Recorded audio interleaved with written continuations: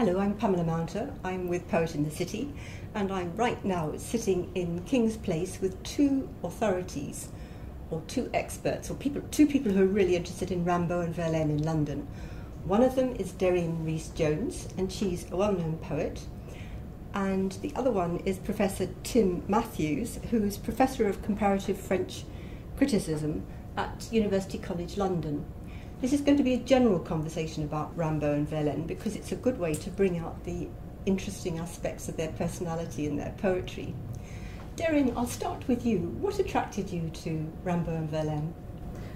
Well, these are always long stories, aren't they? But when I was doing my French A-level, I remembered very clearly Rimbaud's poem about the dead soldier, and I think that image has carried with me through all my work. Actually, I've got a collection called Signs Around a Dead Body, something I only realised I was referring back to quite recently.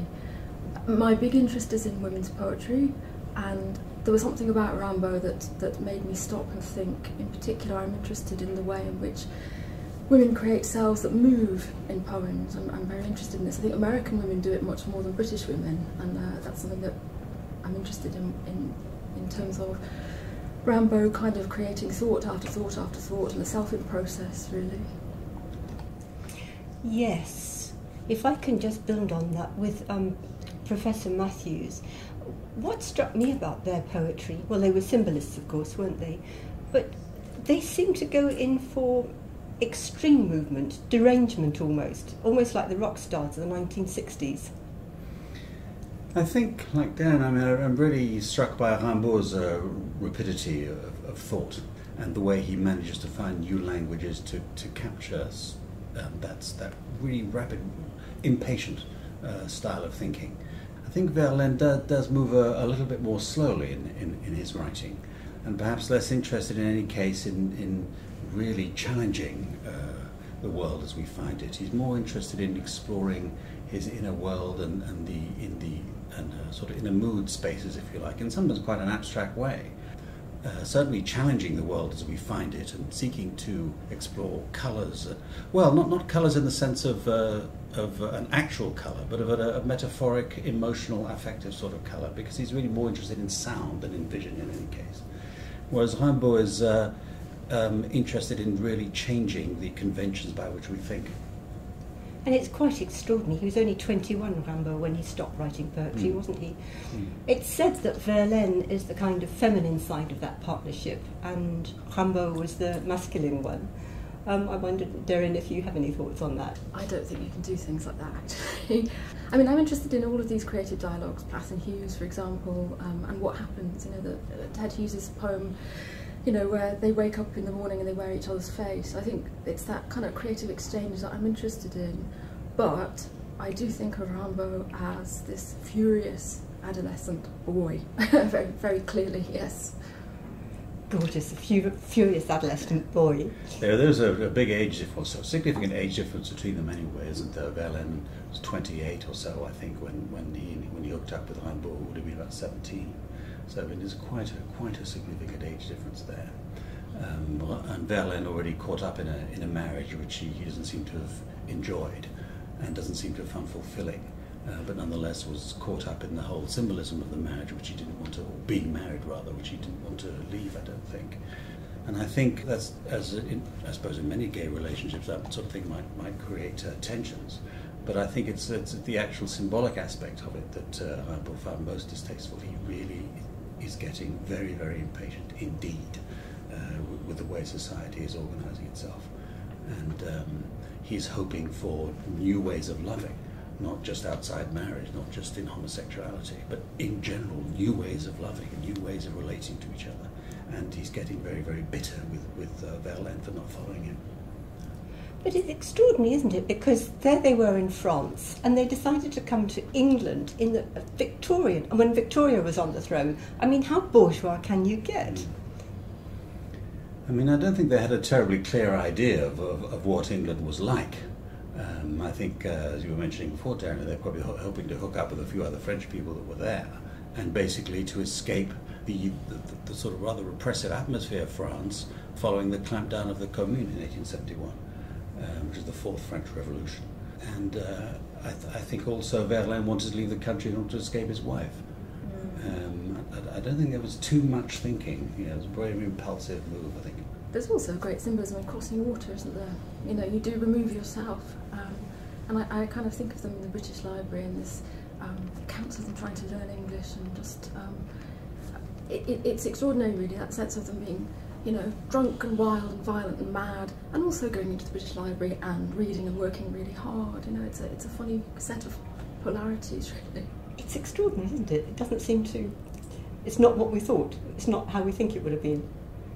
Well, I think they were fighting and arguing a lot as well. And, in the British Library? When they left, you know. It's hard to imagine them being terribly well behaved, even in the British Library, I have to say. But I suppose they were forced to be. Perhaps they sat at opposite ends of the round room. You do get a sense of Rimbaud having calmed down from this boy who kept mucking his boots and swarming covered in lice and wanting to be dirty, you know, abject. And there is a sense he does calm down a bit in London when the pressure's off, perhaps. I think he's getting down to work, isn't he? He really is. And changing, I mean, a lot of it said that a lot of the season in hell, and indeed the Illuminations probably, but you know, some of them anyway, beginning was thinking about them, beginning to draft them here in London, and these are, I don't think it's necessarily to do with London, I think it's to do with being out of France, and I think there are major departures in his way of writing. And the interesting thing is that you can only finish when you go back home. What do you think their legacy is to poets today, or from when they were writing? Can we find the influences of Verlaine and Rimbaud in what we're reading today? In any poets? Anywhere? I'm interested to hear that you're engaging with The Season in Hell now, in your own writing, because I often think that Rimbaud's legacy is not one that's heard very much in the English-speaking world. One of the things that I think contemporary poets, young poets, I don't feel like a young poet anymore, but I think they're thinking about that kind of media overload and Facebook and Twitter and how the self has to be framed or ironised. And I think that there's a funny sort of movement whereby you know, the avant-garde is there, surrealism and counterculture, beat poetry, and then things calm down a bit, you know, kind of.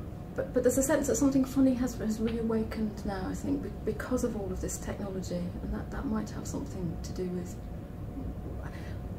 I mean, I am interested in it because of the women's aspect, really. You know, he says, doesn't he, in A Season of Hell, you know, but this is a woman's hell. I've had this woman's hell. This woman's? Hell. Hell, yes. Yeah. And he talks about, you know, the time when women are liberated and we'll listen to them and be able to hear them, and that they'll speak of amazing and repugnant and things, and we'll listen, actually. And that's what chimes for me. The listening. That women might be listened to because of the context. Yes. Deryn, thank you. Final word? I feel as Rimbaud gets closer towards giving up poetry altogether in this famous way, he's becoming more and more concerned with the way that all forms of expression are already colonised. And I think he's becoming increasingly desperate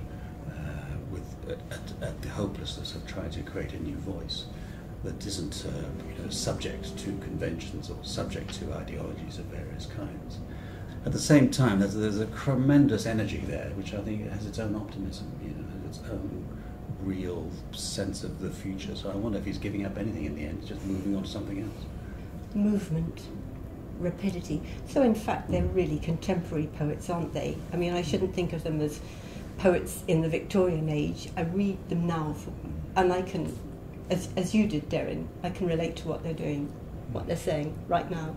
I think there's a sense that every poem keeps on happening. Thank you both very much. Thank you.